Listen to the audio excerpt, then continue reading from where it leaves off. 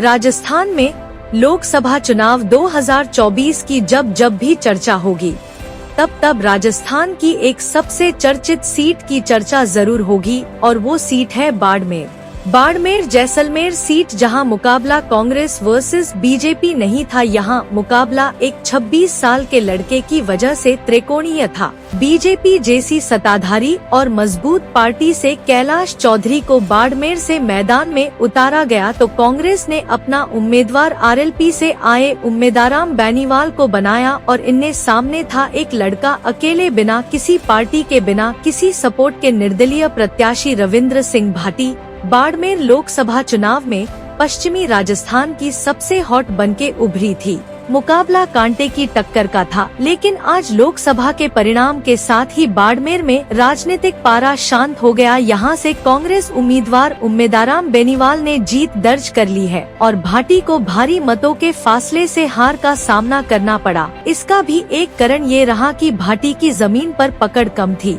भाटी का नाम social media और समाचार चैनलों में खूब चला, लेकिन धरातल पर भाटी की लोकप्रियता में कहीं न कहीं कमी रही। यही वजह रही है कि भाटी को काफी अंतर के साथ हार का सामना करना पड़ा। अब सवाल ये भी है कि जहां सोशल मीडिया पर हर जगह भाटी के गुणगान हो रहे थे, भाटी की हर रैली में भारी भीड़ जुटती थी और अब तक भाटी हर चुनाव में जीतते आ रहे थे, लेकिन लोकसभा चुनाव में हार का सामना करना पड़ा। क्या भाटी की वो जनता काम नहीं आई जो सोशल मीडिया पर दिख रही थी? ये भी एक बड़ा सवाल है।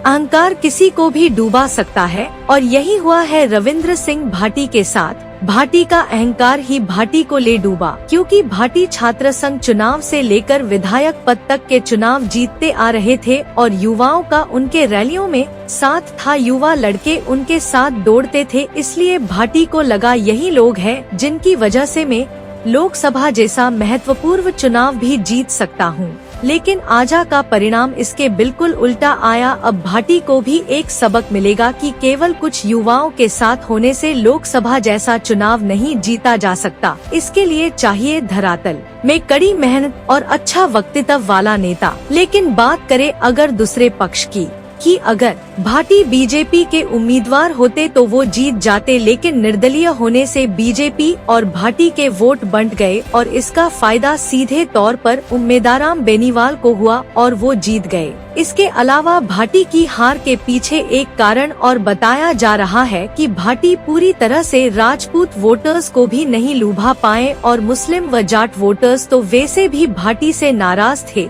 क्योंकि जाट तो जाट उम्मीदवार को वोट देंगे और मुस्लिम, राजपूत और बीजेपी विचारधारा वाले नेता को वोट नहीं देंगे। यही कारण रहा कि आज भाटी को हार का सामना करना पड़ा।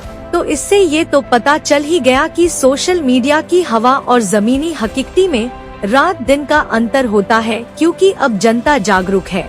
अब उसे पता है कि हमें किसको वोट देना है और किसको नहीं।